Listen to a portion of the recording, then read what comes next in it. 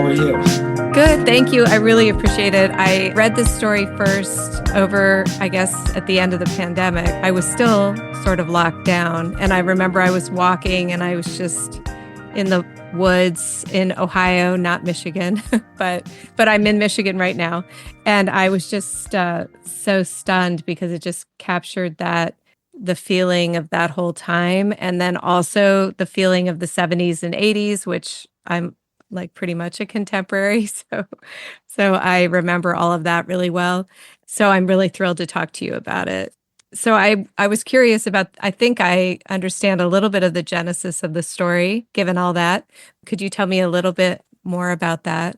Yeah, I guess I did start writing it during the pandemic. I can't remember exactly when, but originally it began.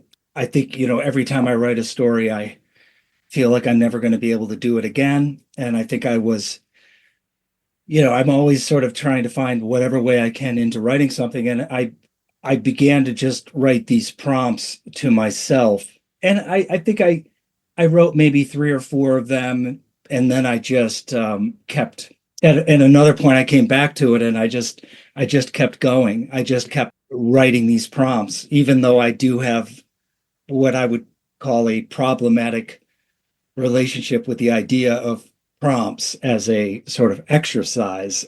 I just, I think when you're a writer, you normally are prompting yourself. And that's actually part of becoming a writer, is learning how to sort of come up with your own very precise prompts. So I think I just kept going. And then I realized, wow, this is happening. This is turning into something. And then I wrote the whole thing. And then I basically did what I always do, which is put it aside.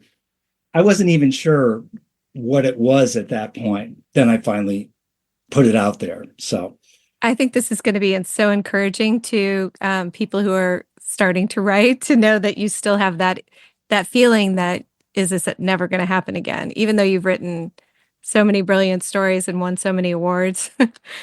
But that feeling never goes away, I guess. not for me. I mean, it's always like, wow, I just feel like it's expensive. It takes a lot of your psychological energy, a lot of your psychic energy. And then I'm like, I don't even know. Yeah, it's that very deep despair of like, is it going to happen again? Right. This is off the story, but does a lot of time sometimes pass between the ending of one story and the beginning of another one? Have you found a way to get right back in again? Huge. I mean, what my usual process, it's different for each story, but often I'll write a story and it'll sit in a file for months, maybe years. Sometimes I come back to a story that I've had sitting around for a long time, and then I'll rewrite it, or I'll look at it and I'll be like, this is actually okay. I can work with this. Other times maybe I have a faster process. Sometimes it happens. Sometimes I write something and I'm like, okay, I can work with this. But I always have several stories in production in various stages that are sitting around. Some of them have been sitting for like 20 years. Right. Oh, that's very encouraging. Thank you. Okay, so so it's sort of in the second person. It sort of does remind me a little of the Laurie Moore story that you mentioned, or well, you didn't name her, but I figured it was Laurie Moore. And did you always have, I figure since you started with the prompt, that you Yeah. always had that sort of perspective going in the Yeah, story? yeah, totally. I never deviated from the prompt idea. I think I have basically two modes, I think, of writing. One I think of as more of a traditional chronological, okay, here's the story, it's unfolding. I'm going to take it, see what happens along the line. And then there's a what I think of as a riff, like almost like a jazz riff mode, where I'm just riffing and seeing what unfolds from that. And this was definitely the riff mode. I didn't quite know what the heck was happening as Yeah, I and I kept going back over and trying to figure out the chronology of the story, and it was hard to determine from the fragments yeah. whether it was proceeding in chronological order or not. Was it? It didn't seem to matter, first of all, in a way, but I kept trying to think of like the fact that she went away with Billy and then she was with another man. When No, in your mind, did that matter at all? Or were you thinking more of just those pressing moments that people remember, whether they happen chronologically or not?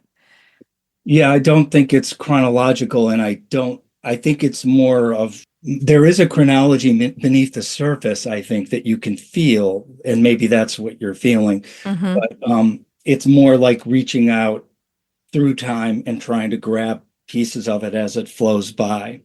Um, Okay.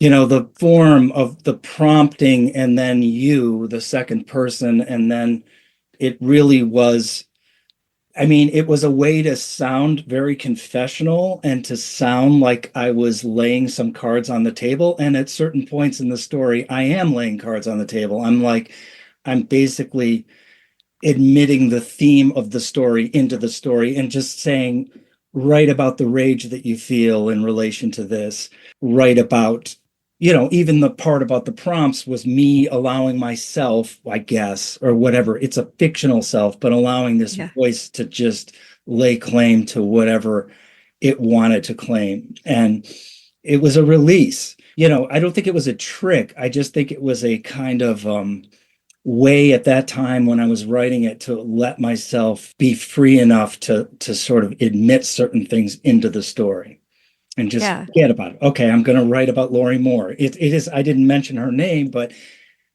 just okay, and let it in.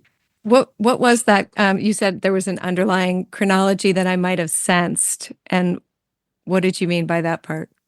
Well, I mean, there is for example, it begins with the furnace with me, not me, but the narrator saying, write about the night, the furnace, or whatever, and write about the back porch and all that stuff. Yeah. That that basically was relatively autobiographical. Like listening through through the vent, you could hear everything. Yeah. Yeah. And then later Okay. in the story, I mean, and then we have sort of a progression of, I guess, of, moving through time. And then it goes back to the bullies and the kids on the railroad tracks or whatever. And then it goes to the point where the narrator is visiting the sister at the housing project. So now I'm not sure how it works exactly, but it conflates the things together so that you do feel that flow to the end. Yes. Like at the end, yeah, we're where she is in relatively recent times or Yeah. in the present. Yeah. Yeah. The bully, Jerry, in the story, I was curious about. I couldn't get a handle on what she might have done to him, except maybe humiliate him in Yeah. some sexual, right? Is that what you were thinking? Or I was just actually feeling a lot of about misogyny, like you mentioned to me when Mhm. we talked earlier about misogyny, and bullies. And I definitely was thinking of a particular bully in my life at a young age. And then later in the story, there's talk about the weirdness of certain people I've known, on the streets, looking at people and Yeah, just this overall rage and anxiety and anger about men and the sister in the story, I think. right. Yeah. I figured it didn't much matter. I mean, he probably didn't need much of a reason to react that way. You know what I mean? It could have been anything that she did. And then this was also with the father was another example of, I mean, I felt sorry for him on the one hand. He has the stubble, the alcohol, he can't express himself very well. And yet, and he's crying on the phone. But there's that Yeah. chilling scene where the writer imagines that he could turn the mother over, that she could also be placed in that situation. Of course, that kind of thing happened all the time. Yeah. Yeah. I think I was just channeling, and then because of the way the story works, I was like, okay, both things are happening. I mean, you could write the story about the classic man who hospitalizes his wife, like the yellow wallpaper type situation. Or I was also thinking of a Virginia Woolf story. I think it's called The Spot on the Wall, The Mark on the Wall. It's a really short little Oh, piece. I don't know that one. Okay. And so part of me must have been thinking, I don't really know for sure. I'm just guessing. Part of me was feeling this write a story about the man who, is deviously hospitalizing his wife. And then another part of me was like, no, the story where the wife is hospitalized because they think she's crazy when she's really grieving or something. Yeah.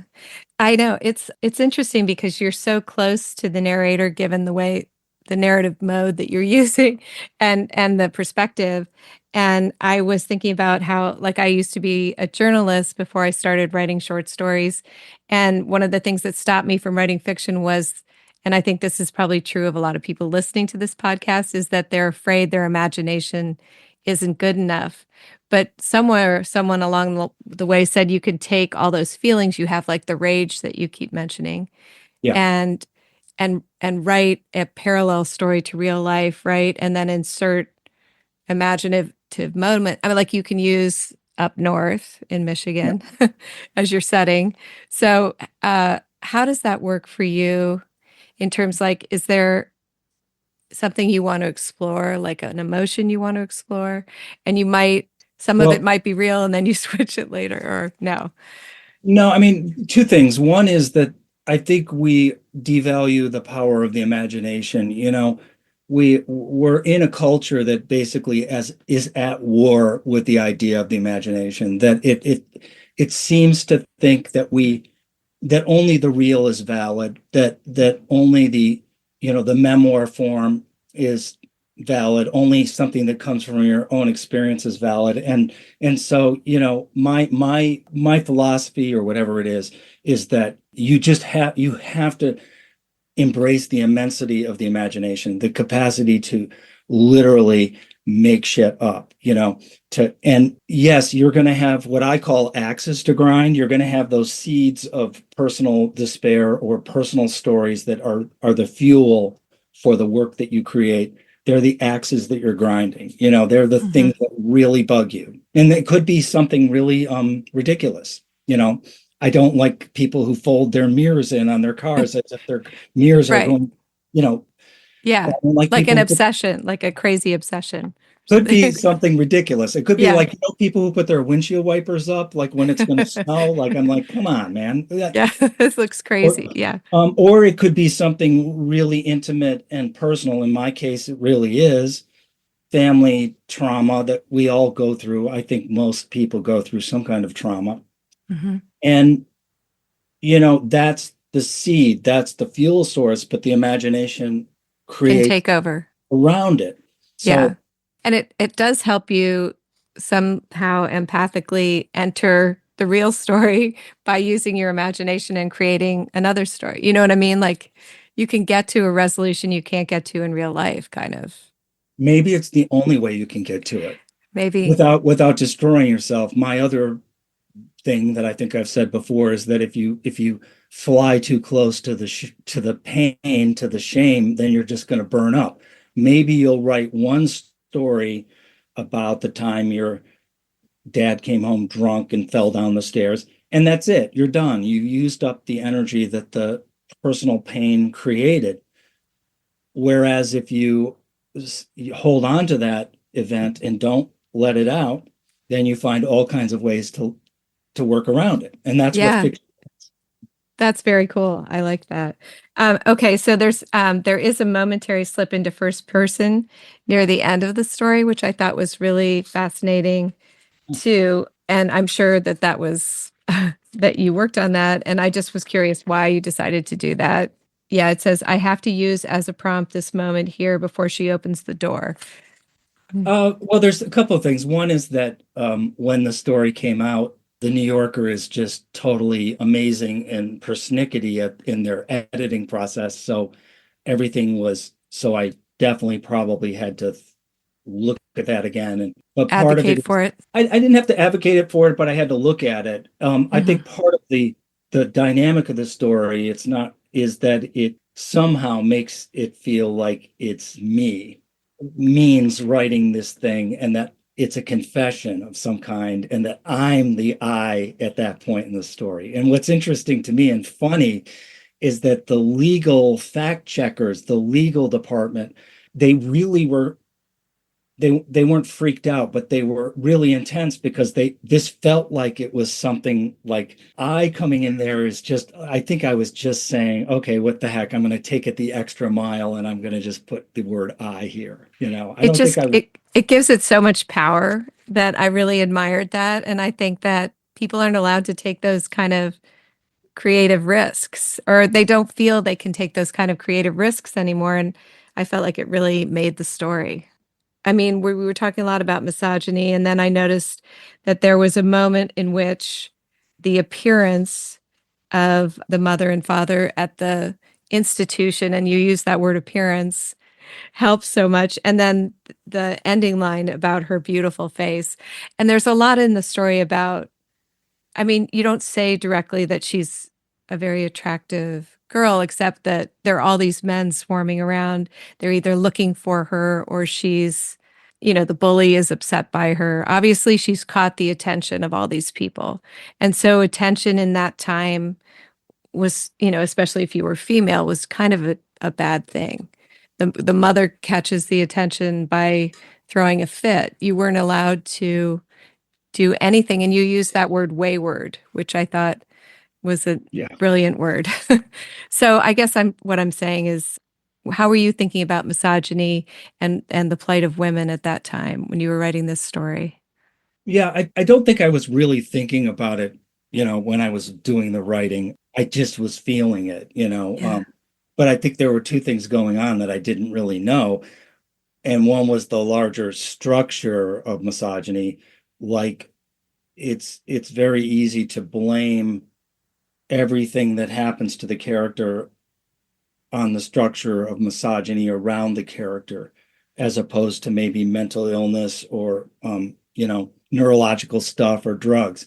And there's a tension in the story between that that structure and then the intimacy of reality. The fact that now I didn't know when I was writing it, but now that I think about the I coming in at the end, you're getting closer to some intimacy at the very end. It's a very like Mhm. intimate scene where the narrator is visiting and going back to this place that's already mentioned earlier in the story, I think, back to the housing project and then up Mhm. the stairs, and it's getting closer up the stairs, and then the door opens. So you're at a really intimate moment there. Whereas earlier in the story, there's a lot of wider points of view and sort of about larger structures. To be honest, I hate talking about the stuff Yeah. sometimes and feeling it as I wrote it.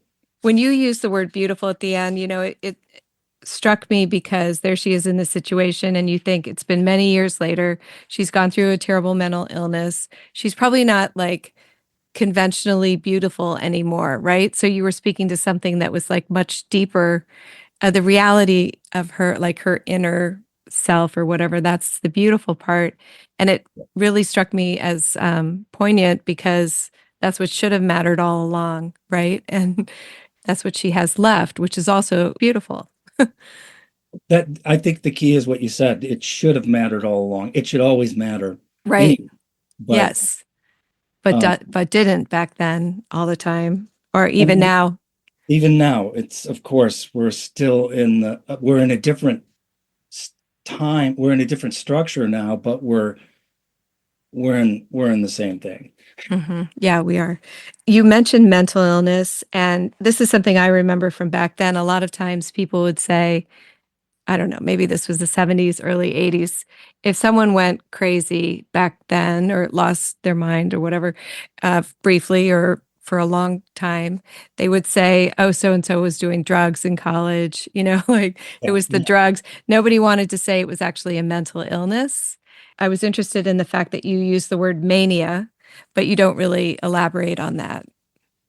I probably used that thinking about well, actually, when I mentioned the signs and symbols story by Nabokov, Hmm. um, I was rereading it last night because I was like, gee, and Yeah. he does describe it's about two people. They're both immigrants, I think maybe from Russia, and Hmm. their son is in an institution and he's tried to commit suicide. They go visit him, then they want to buy him a present, then they go home. But in the story, Nabokov describes, with his precision, the illness that the son suffers from and tries to elaborate on it. So it's hard, when you're writing about whatever this thing is. The word is now intellectually challenged or Yes, right.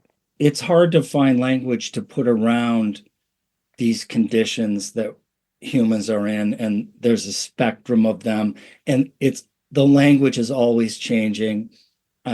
It's always shifting. And I think I just picked manic out of the ether as a, Yes, it used to be lunacy and lunatic or whatever. Like there, and who knows what it's going to be in the future. right. But that seems like a word that might stay. Man, yeah, he called it referential mania, Yeah, right? yeah, Yeah. So I wrote this note a little while ago, so I'm not sure if they said it in the story or I looked it up, but the patient imagines that everything happening around him is a veiled reference to his personality and existence. He excludes real people from the conspiracy because he considers himself to be so much more intelligent than other men. yeah, Phenomenal nature shadows him wherever he goes. yeah. Yeah, It's interesting. I guess it's a form of schizophrenia that it he's sounded. describing or something, But Yeah, it's interesting because Nabokov was so obsessed with certain things like butterflies and stuff, and he, in a way, he's kind of weirdly describing the way you have to feel when you're actually writing, that you have to go in there and be almost. I have a friend who's schizophrenic, and you can almost get there. Like, he'll say, "Oh, like, don't you see all the numbers and how they connect in this painting?" And you think, like, well, maybe I could, like I could almost get there, and I could see if he describes it enough, I can see why he thinks that everything's connected. Yeah, There seems to be like just a little veil between yeah. what conventional reality and that. Okay, and you also mentioned the Nelson Algren Texas stories, and was that a reference to being depleted? Like he was so depleted when he was there? Yeah, I'm Oh, sure when I wrote that, I was just like, oh, okay, whatever. I'm gonna put in a story that it's a little short story that's in a very obscure collection of Texas stories with this Cupid doll that's these people are going to get coal off this train, and they're cold, so they want free. The coal falls off the train when it goes by, and then there's the doll that I think the little girl gets hit by the train. And yeah, I think I literally was at that point just saying, here's yeah. another thing to write about. And I think that's probably the closest to me, because I have thought many times, like, I really want to write that some version of that story. It's but Yeah. Well, can you just so I did look for that story, but then and I ordered it from the library, but it didn't come in time. So I so it's a story in which it's a very short story in which a girl, can you just describe it a little bit more?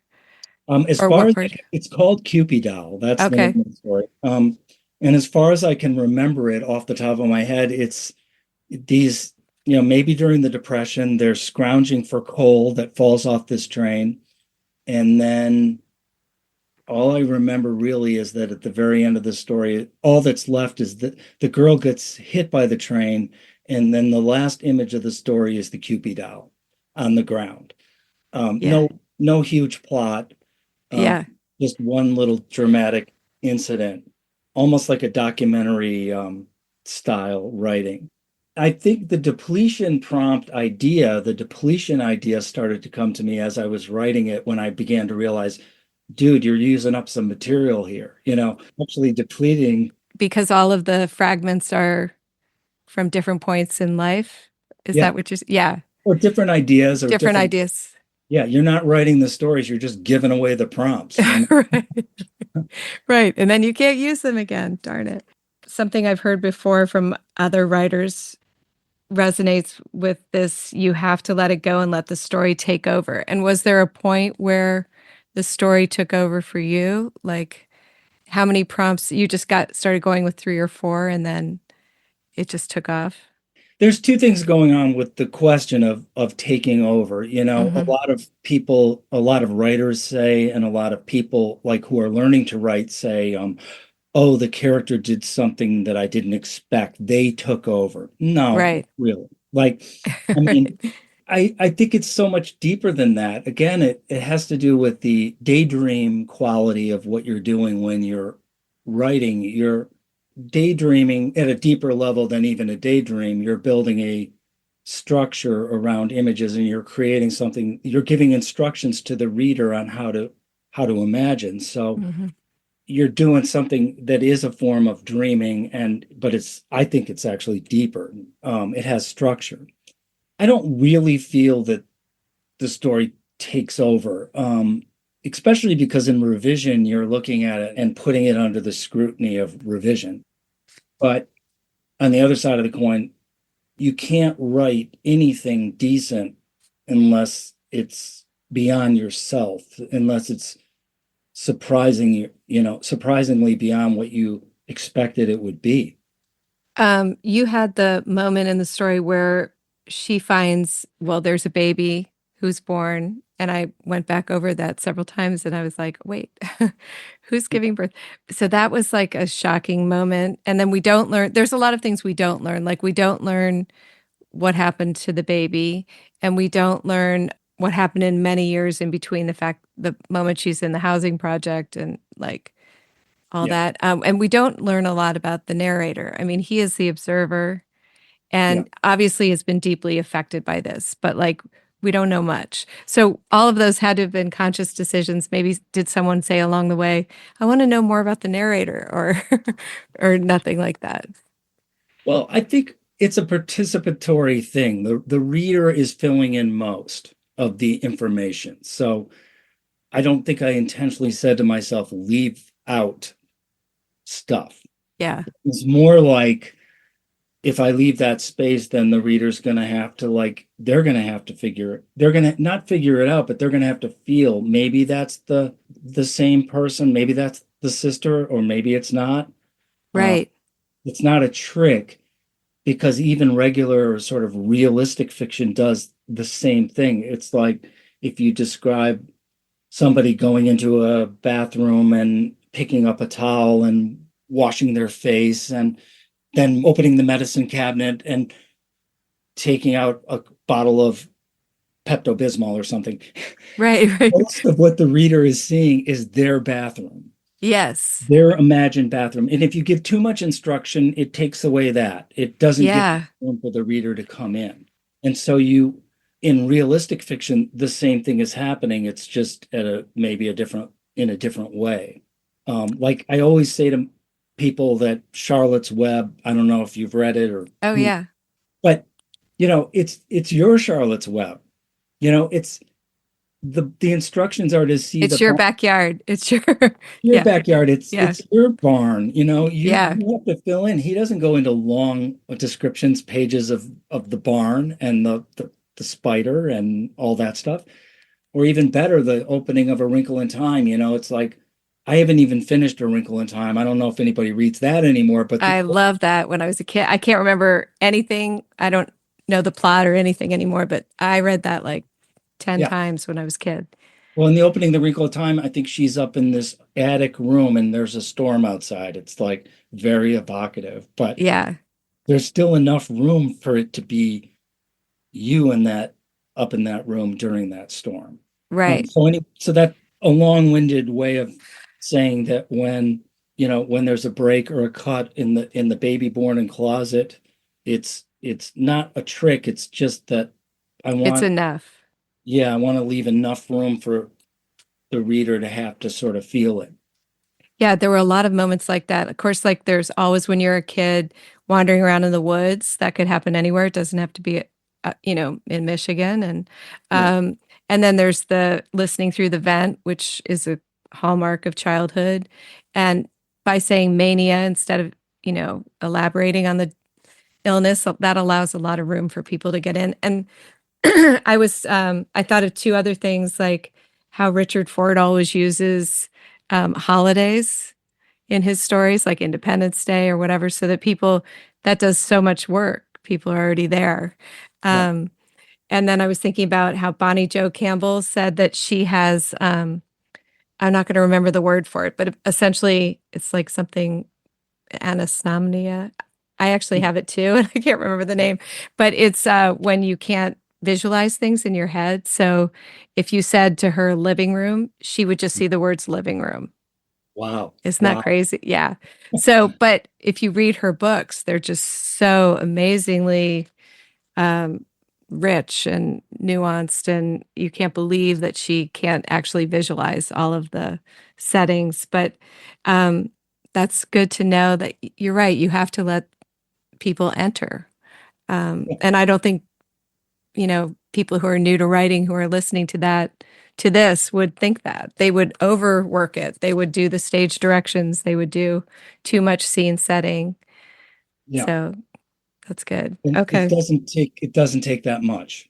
Even though my writing sometimes might seem very like um I don't know, like clotted with clauses and stuff. In terms of making an image, it a little can do a lot.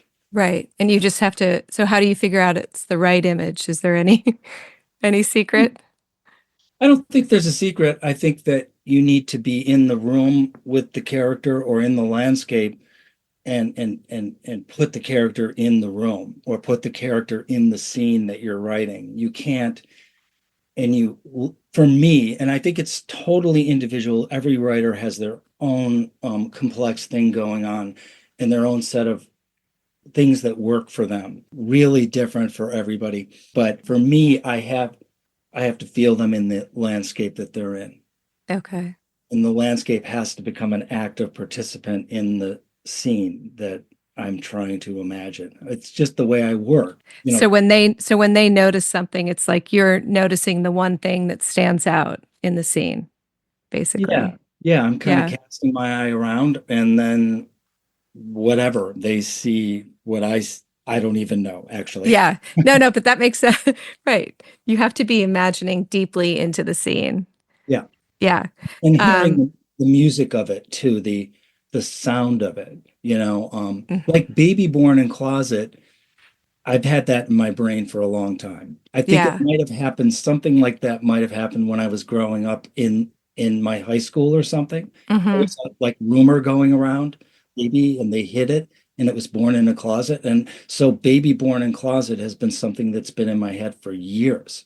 That leads me to because we're closing in on the end of our time together, but I can't help but ask where you're from in Michigan and what part of Michigan you were visualizing, because I'm from Michigan. And Yeah, I'm from yeah. Oh, Kalamazoo, okay. Yeah. Oh, that's where which Bonnie Jo Campbell is, right? exactly, And and Diane Zeus. Yeah. Diane Seuss, an amazing poet. Well, thank you so much. Thank you. I appreciate it, and it was fun.